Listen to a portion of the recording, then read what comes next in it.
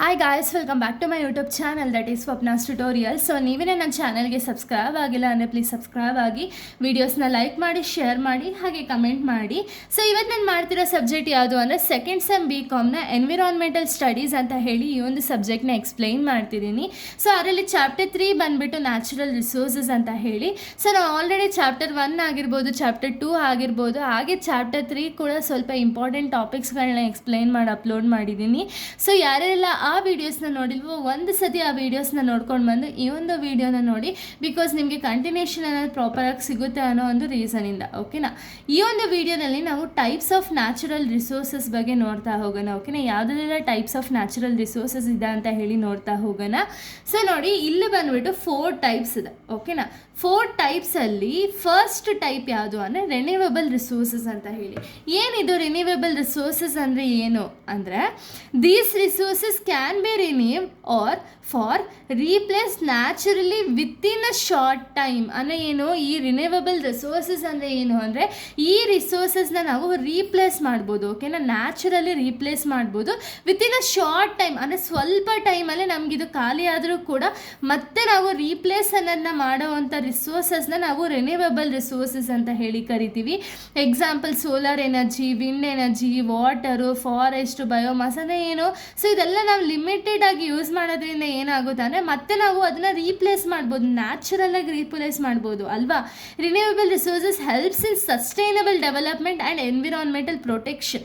ಅಂದರೆ ಏನು, ಈ ಒಂದು ರಿಸೋರ್ಸಸ್ ರಿನ್ಯೂವೇಬಲ್ ರಿಸೋರ್ಸಸ್ಸಿಂದ ಏನಾಗುತ್ತೆ ಅಂದರೆ ಸಸ್ಟೈನಬಲ್ ಡೆವಲಪ್ಮೆಂಟ್ಗೂ ಹೆಲ್ಪ್ ಆಗುತ್ತೆ, ಹಾಗೆ ಎನ್ವಿರಾನ್ಮೆಂಟಲ್ ಪ್ರೊಟೆಕ್ಷನ್ಗೂ ಕೂಡ ಒಂದು ರಿನ್ಯೂವೇಬಲ್ ರಿಸೋರ್ಸಸ್ ಅನ್ನೋದು ತುಂಬ ಹೆಲ್ಪ್ ಆಗ್ತಾ ಹೋಗುತ್ತೆ. ಓಕೆನಾ?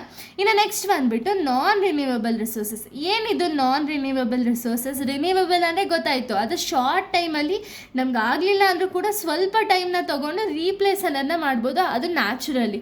ಬಟ್ ನಾನ್ ರಿನ್ಯೂವೇಬಲ್ ರಿಸೋರ್ಸಸ್ ಅಂದರೆ ಏನು, ಈ these resources cannot be replaced quickly after use.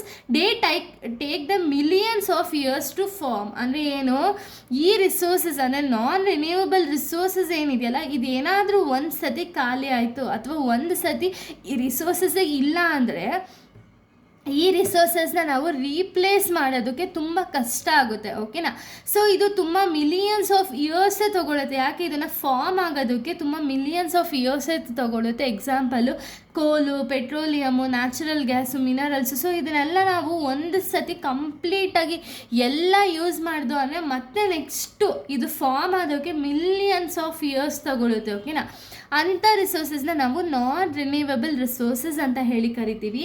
They are widely used in industries, electricity generation and transportation. So ಇದನ್ನು ನಾವು ಯೂಶ್ವಲಿ ಯಾಕೆ ಯೂಸ್ ಮಾಡ್ತೀವಿ, ಕೋಲು, ಪೆಟ್ರೋಲು, ನ್ಯಾಚುರಲ್ ಗ್ಯಾಸು, ಮಿನರಲ್ಸ್ನ ಅಂದರೆ ಇಂಡಸ್ಟ್ರೀಸ್ ಆಗಿರ್ಬೋದು ಅಥವಾ ಎಲೆಕ್ಟ್ರಿಸಿಟಿ ಅನ್ನೋದನ್ನ ಜನ್ರೇಟ್ ಮಾಡೋದಕ್ಕಾಗಿರ್ಬೋದು, ಹಾಗೆ ಟ್ರಾನ್ಸ್ಪೋರ್ಟೇಷನ್ ಅನ್ನೋದನ್ನ ಮಾಡೋದಕ್ಕಾಗಿರ್ಬೋದು, ಇದಕ್ಕೆಲ್ಲ ಯೂಸ್ ಮಾಡ್ತಾ ಹೋಗ್ತೀವಿ. ಓಕೆನಾ? ಇನ್ನು ನೆಕ್ಸ್ಟ್ ಟೈಪ್ನ ನಾವು ನೋಡೋದಾದರೆ, ಸೊ ನೋಡಿ, ನೆಕ್ಸ್ಟ್ ಬಂದುಬಿಟ್ಟು ಬಯೋಟಿಕ್ ರಿಸೋರ್ಸಸ್ ಅಂತ ಹೇಳಿ. ಸೊ ಬಯೋಟಿಕ್ ರಿಸೋರ್ಸಸ್ ಅಂದರೆ ಏನು, these are the resources obtain from the living organisms.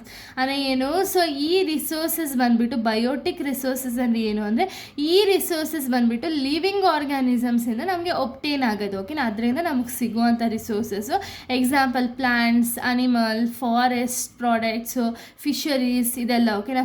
Provide food, medicine, raw material ಅಂದರೆ ಏನು, ನಮಗೆ ನ್ಯಾಚುರಲ್ ಆಗಿ ಸಿಗುವಂಥ ವಸ್ತುಗಳಿಂದ, ಪ್ಲಾಂಟ್ಸ್ ಆಗಿರ್ಬೋದು, ಅನಿಮಲ್ಸ್ ಆಗಿರ್ಬೋದು, ಫಾರೆಸ್ಟ್ ಆಗಿರ್ಬೋದು ಅಥವಾ ಫಿಶರೀಸ್ ಆಗಿರ್ಬೋದು. ಸೊ ಇದರಿಂದ ಏನಾಗುತ್ತೆ, ನಮಗೆ ಫುಡ್ ಅನ್ನೋದು ಸಿಗುತ್ತೆ, ಹಾಗೆ ಮೆಡಿಸಿನ್ಸ್ ಅನ್ನೋದು ಪ್ರಿಪೇರ್ ಮಾಡ್ಬೋದು, ಹಾಗೆ ರಾ ಮೆಟೀರಿಯಲ್ಸ್ ಆಗಿ ಯೂಸ್ ಮಾಡ್ಬೋದು ಅಲ್ವಾ. ಸೊ ಅದನ್ನೆಲ್ಲ ನಾವು ಬಯೋಟಿಕ್ ರಿಸೋರ್ಸಸ್ ಅಂತೀವಿ. ಅಬಯೋಟಿಕ್ ಅಂದರೆ ಏನು ಅಂದರೆ, these resources obtain from the non living things. ಅಂದರೆ ಏನು, ಈ ರಿಸೋರ್ಸಸ್ನ ನಾನ್ ಲಿವಿಂಗ್ ಥಿಂಗ್ಸಿಂದ ನಮಗೆ ಸಿಗುತ್ತೆ. Example air, water, soil, minerals, sunlight. So ಇದೆಲ್ಲ ಎಕ್ಸಾಂಪಲ್ಸ್ ಆಗಿದೆ. ಓಕೆನಾ?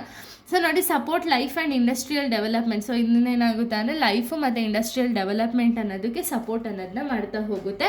ಸೊ ಇಲ್ಲಿಗೆ ಒಂದು ಟಾಪಿಕ್ ಅನ್ನೋದು ಕಂಪ್ಲೀಟ್ ಆಗುತ್ತೆ. ನೆಕ್ಸ್ಟ್ ವೀಡಿಯೋದಲ್ಲಿ ನಾನು ಬೇರೆ ಒಂದು ಟಾಪಿಕ್ನ ಎಕ್ಸ್ಪ್ಲೈನ್ ಮಾಡ್ತೀನಿ. So thank you guys, thanks for watching.